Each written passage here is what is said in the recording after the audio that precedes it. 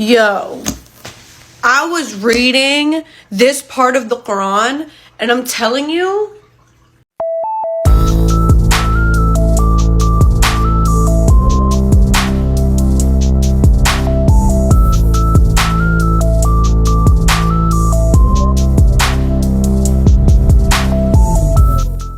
chills. Okay, listen. This is Surah Yasin and Allah is talking about the day of judgment, okay? So, he says, the trumpet will be sounded and lo and behold, they will rush out to their Lord from their graves, okay? So think about like that Halloween Town scene where everybody's up from their graves and you just see a bunch of people that are supposed to be dead. The graveyards are empty, okay? All Israfil had to do, peace be upon him, is he just had to hit the trumpet once. It was just one single blast. And boom, you were out of your graves. You were brought before us, before Allah, right? Then he's like, no soul will be wronged in the least. You will only be repaid for your deeds. No big deal, right? Like you're not going to be wrong. You're not going to be done dirty. Like Allah is fair. He's just. If you were a bad person, you're going to have a bad afterlife. If you were a good person, I'm going to take care of you.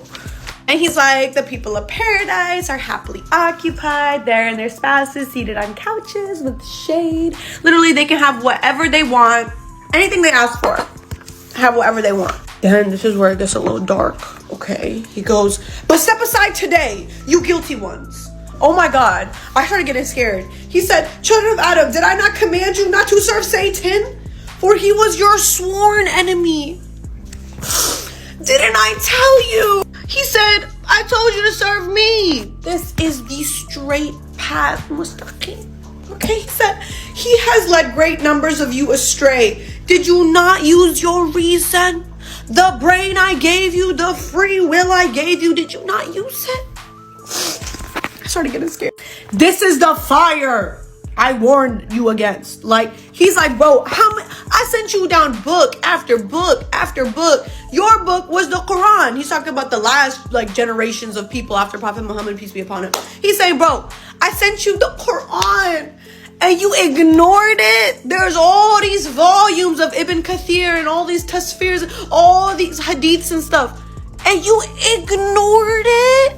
He said, you guilty ones, enter it today, the fire, because you went on ignoring my commands, Allah's commands. He's like, on that day, we shall seal up their mouths. Okay, listen, this is where he gets crazy.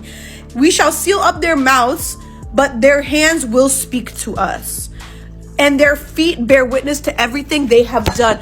Do you realize you're not even going to be able to be your own lawyer on the day of judgment? You're not even going to be able to speak for yourself. Boom. You're not going to say nothing.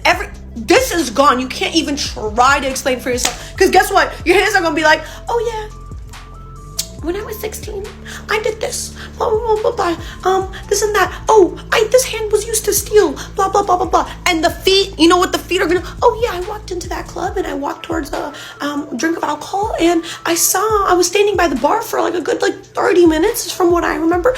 Bro, I don't know, but they're gonna be talking for you, okay? This was the one that really got me. He said, if it had been our will, if I wanted to, Allah saying, if I wanted to, I could have taken away their sight. We could have taken away their sight. They would have struggled to find the way, but how could they have seen it? Allah is saying, bro, I could take your sight away so that you don't even try looking for the straight path. But how could you have even seen it? You haven't seen it this far, so you still wouldn't have seen it now. It could have been right in front of your face, and you still not gonna see it. 2 ayahs later, he goes, if we extend anyone's life, we reverse his development.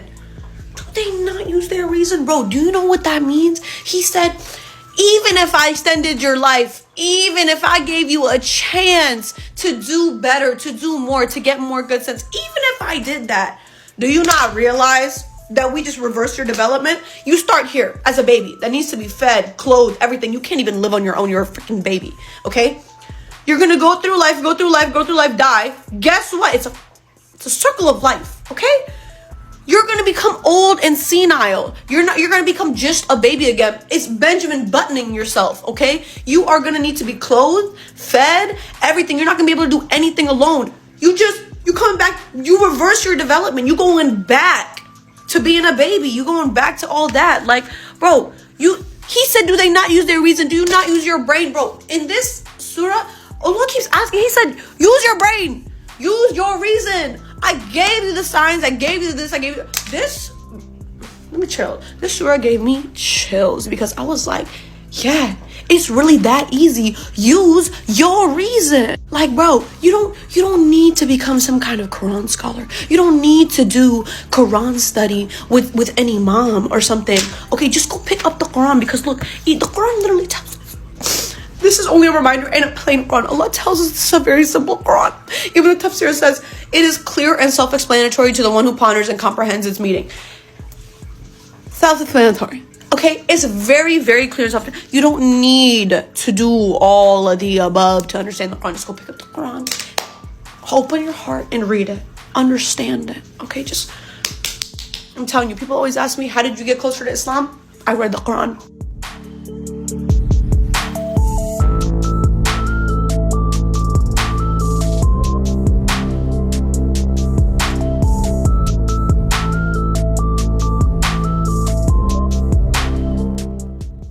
When I first saw this comment, I was like, no, this is not what I'm talking about. This is not deja vu. But it reminded me of this conversation I had with one of my best friends. We were on the phone, and I told him my theory of deja vu. And then I kind of put it together in my head Islamically. Okay? So let me tell you what we already know.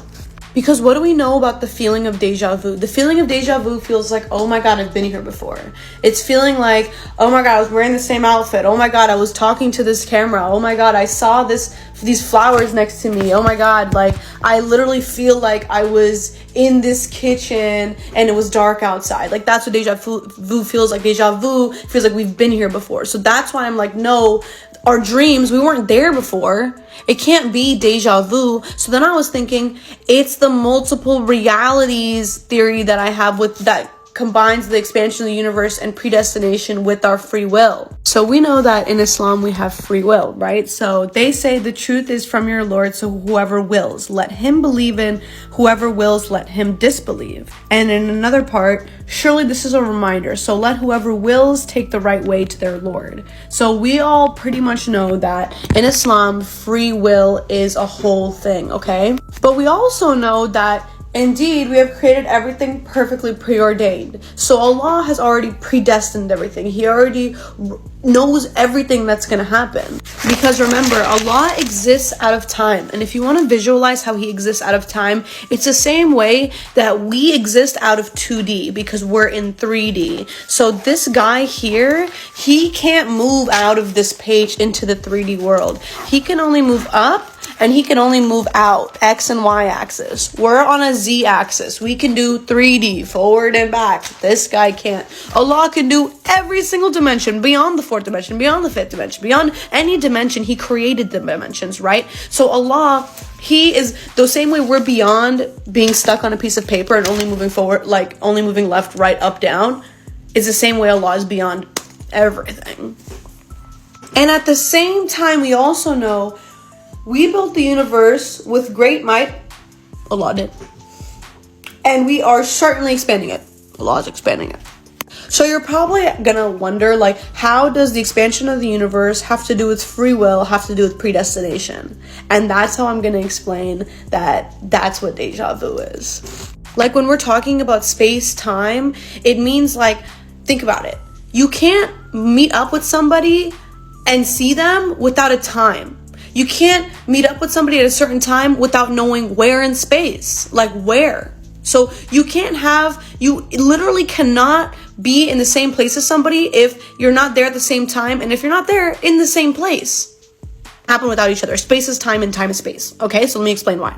And it's quantum physics. It's a little advanced, but I think I can, layman's term it out to explain it to everybody. So the expansion of the universe and predestination, if Allah is telling us that he is always expanding the universe, right? It's always expanding.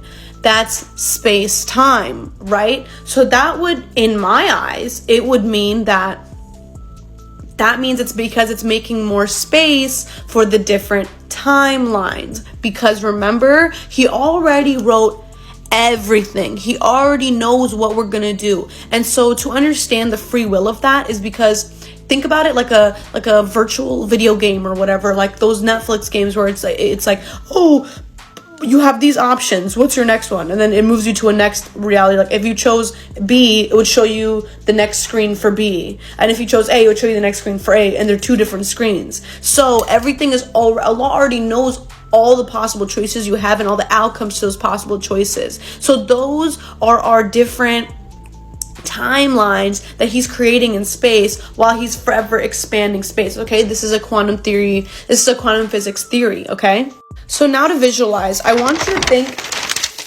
of a tree. Okay, this girl, okay, this girl is on this like path where she has all these choices. She can take, if she takes this choice, then she has these other choices to take. If she takes that choice, then she has these other choices to take. All these other choices she didn't end up taking. This is the book that is written for our life. The book that was written, Allah has written our book for us. This is another visual to show you all the different paths that could have been taken by us, right?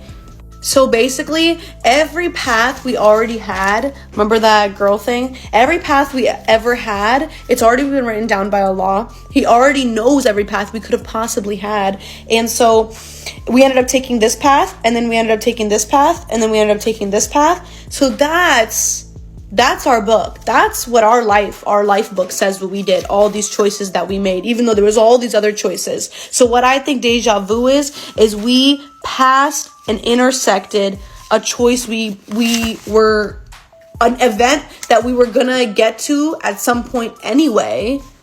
Whatever choices we made before it, we were gonna hit this event anyway. We were gonna get this part anyway. Our other timelines already got to this point too. So it's almost like in our consciousness, we're like passing by each other in a car and saying hello. But our free will and our consciousness brought us to this timeline. So that's where we are, and that's what we really experience.